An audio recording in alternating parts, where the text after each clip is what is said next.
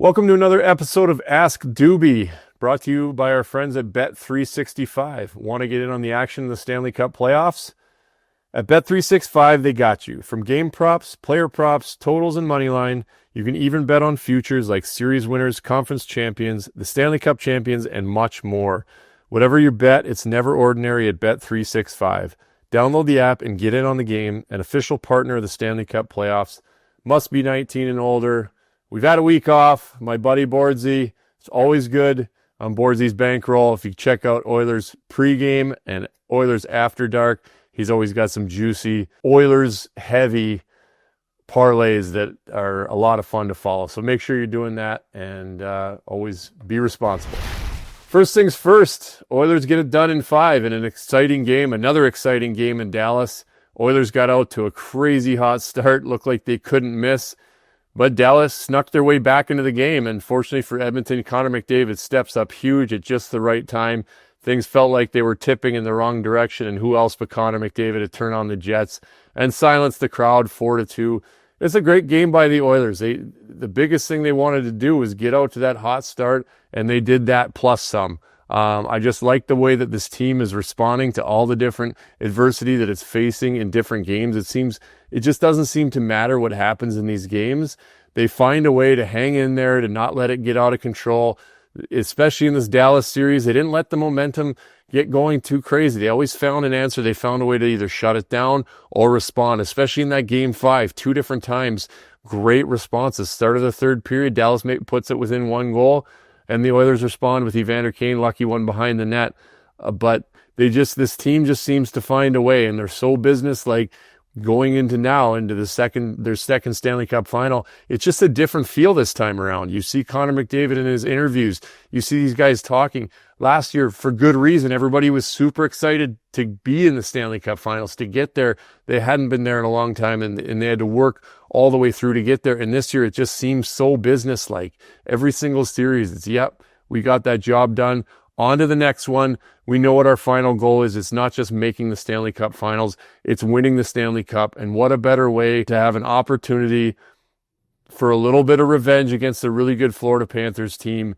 It's going to be a difficult series. I just think I like the Oilers' mindset in the way they're approaching this, that they're not just happy to be here. They're not just happy that they've succeeded, and really in 5 games, it's been a pretty smooth run thus far, albeit very exciting, but it's been a smooth run. I just love the way they're talking, the focus that they have, and they're going to need it against a very good Florida Panthers team. So we're almost there, and I cannot wait for it to get started.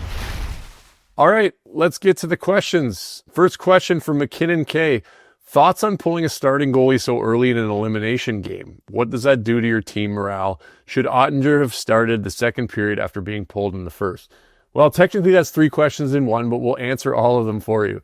Do I think Oettinger should have started the second period? Probably not at that point. The change has been long enough. I wouldn't recommend putting a guy in who is now cold on the bench. However, I don't think that should have been a question, because I don't think he should have got pulled in the first place. For good reason, this has been talked about a lot. Why pull Oettinger in that scenario? And instead of making it easier on himself, listen, Pete DeBoer is an amazing coach. I don't think that this was handled very well. Immediately after the game, when emotions are high, he goes out and throws his goalie under the bus, his Vezina candidate goalie under the bus, about his record in the past against the Oilers. In 6 of the last 7 games, he lists these numbers.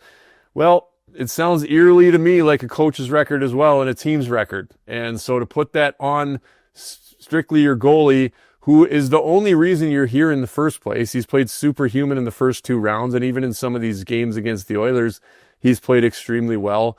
And it doesn't make sense to pull him.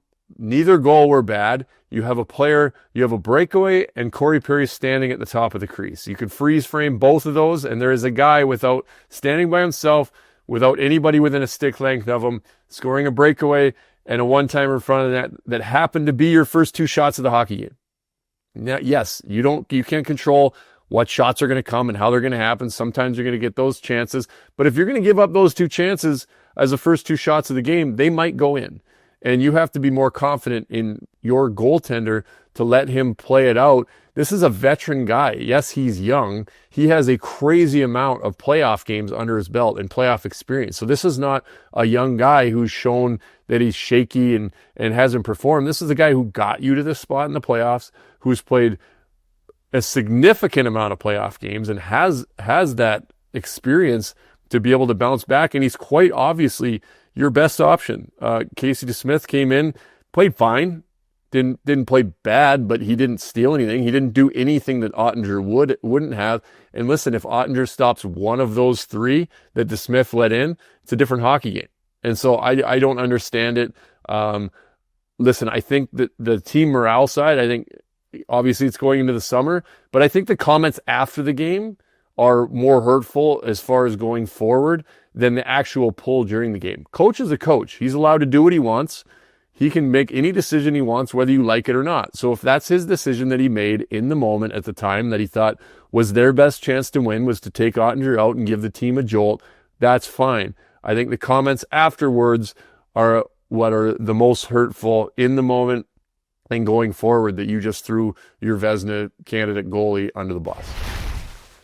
On to the next question. How much does height really matter for an NHL goalie in the modern era? Well, I would like to consider myself a goalie that played in the modern era, so I think I can answer this one well. Height is an advantage if you make it an advantage, but obviously how quick the game is and how creative everything is in the lateral movement, the way pucks are moving east to west, it's only an advantage if you can move as well as the other goalies. So if you're athletic enough, if you're as athletic and as mobile as somebody who is 6 inches shorter than you, then yes, height is an advantage. Height becomes an advantage as well. It allows you to play deeper in your net and cover the upper parts of the net, especially on bad angle shots. So you are able to play a little deeper and cover more net. Obviously, being a smaller guy, you have to be out a little bit more, but you can't just be tall and block pucks. There's no such thing anymore. The puck moves east to west and back so quickly that you have to be athletic and you have to be mobile. And that's what's crazy watching some of these goalies. Jake Oettinger is a big boy. Andrei Vasilevsky, the way these guys move, they're 6'5", and they're just as athletic and mobile, so that height then becomes an advantage. Another interesting thing is it's the way your body's put together, because everybody's different in proportions. I am 6'6", but I am very unproportionate. Most of my height comes from my hips up in my torso. So that's actually was an advantage for me playing goal, because from hips down, my legs and my knees, I'm probably more in like the 6'1" range. And so the higher up your hips are and the longer your legs are, obviously it's going to be more difficult to get down and to access your edges and be able to pick your knees up. If you got these big, goofy, long legs, it's not going to work to be going in a butterfly. I had the opposite. I had probably the torso of somebody who was 6'9" and the legs of somebody who was 6'1". So it was kind of a good combination when it came to playing goal. But again, at the end of the day, if you can be as quick and be in proper position as opposed to somebody who's shorter, there's just no way around it. It's an advantage. Is a center, is it an advantage to be a 7'3" center in the NBA versus a guy that's 6'9"? Well, if you're not mobile and you can't move, then it doesn't really matter. But if you can move just as well as the guy who's 5-6 inches shorter than you, then absolutely it does. And the same goes for goaltending. So it's fun to see. There's a lot of really, really mobile big boys out there. Mackenzie Blackwood, really big goalie. Darcy Kemper's a big boy too. But you can see all these guys move. Stuart Skinner, also big boy. So all these guys move, and they move extremely well. And that's the only way that you can make height an advantage. It's certainly not going to just magically stop pucks for you. All right, next question from Sam. With a lot of non-English speaking players, did you ever need to come up with some creative communication techniques? It's an interesting question, because with hockey, there is players from all over the world, and some players have an easier time with English, with learning English. You got Swedish guys who seem to come over and have no accent, and it's like they spoke English for their whole lives, which I guess they have in Sweden. Finnish guys, not so much. And then you got I play with a lot of French Canadian guys who most of them speak English well, but some of them not as well. And then you've got I think you're Russian and Czech and more Eastern Europe definitely there's some communication barriers when they come over and can't speak English. So I don't think when it comes to on the ice, you obviously as a player, it's different as a goalie, but you're kind of playing and it's like, hey, I'm open, hey, here, talking like that. And then obviously if it's a defenseman or forward, they're gonna talk to each other and come up with some ideas on how to understand what you want.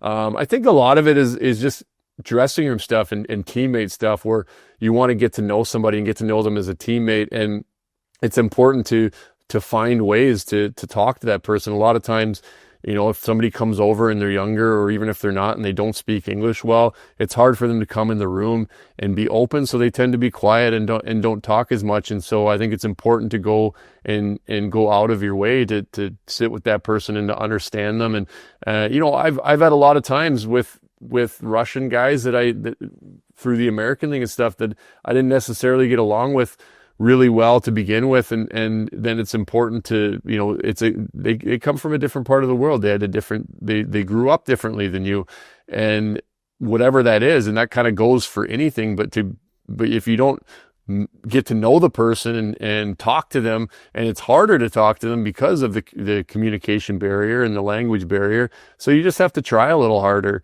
to just understand them and get to know them as a person and as a teammate, and that will allow you to play better with each other on the ice, be a little bit more forgiving, be a little bit more patient with each other.